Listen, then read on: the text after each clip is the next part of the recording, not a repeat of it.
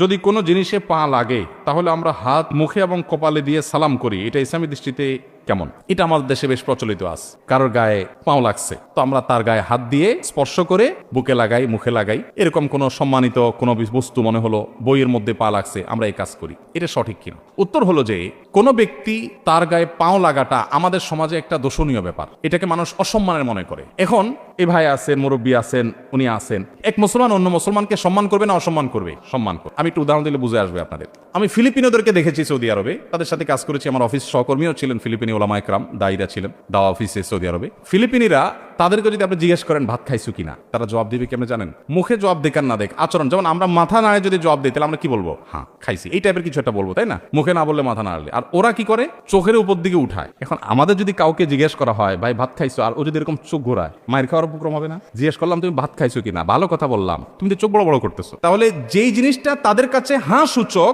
সেটাই আমাদের কাছে আয়েব সূচক। এই জন্যই বলা হয় এক এলাকার গালি আরেক এলাকার।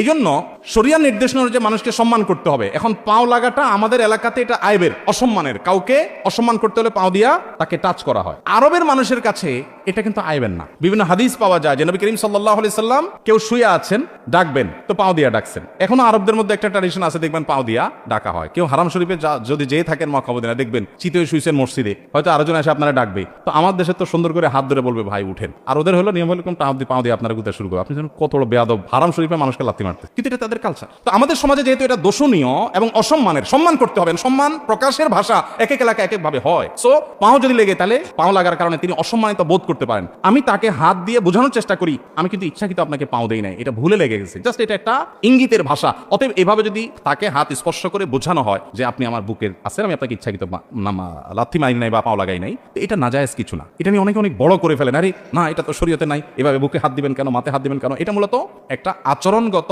ইঙ্গিতের ভাষা। অতএব এভাবে যদি কেউ জানান দেন অসুবিধা নাই, কিন্তু এটাকে শরীয়ত মনে করবেন না, কোরআন হাদিস মনে করবেন। এটা জাস্ট আচরণের ভাষা। ওই যে চোখ উল্টায় জবাব দেয়, মাথা নাড়ায় জবাব দেয়, ওইটা ওই টাইপের একটা কাজ। বিধায় এটা করতে হবে এরকম কোনো জরুরি না। আপনি যে কোনো ভাবে যদি তাকে বুঝান যে ভাই সরি, মুখেও যদি বলেন ভাই সরি লেগে গেছে, আমি ইচ্ছাকৃত পাও দেই নাই, বাস দ্যাটস এনাফ।